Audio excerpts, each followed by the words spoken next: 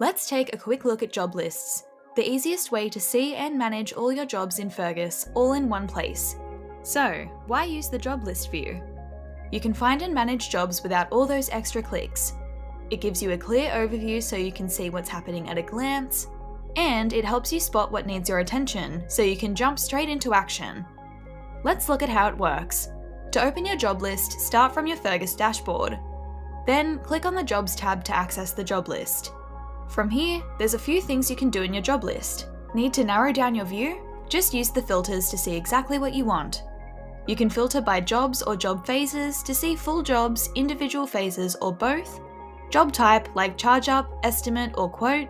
Status such as to price, in progress, or to invoice. Created date to see when jobs were added.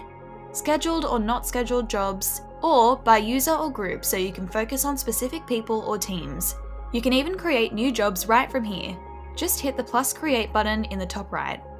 A few more quick things. You can schedule a job directly from the list by clicking the plus in the schedule column. Use the search bar to quickly find a job by customer, job, or address. And if a job has multiple phases, you'll see them listed on the left, each one with its own progress information. And that's all there is to it.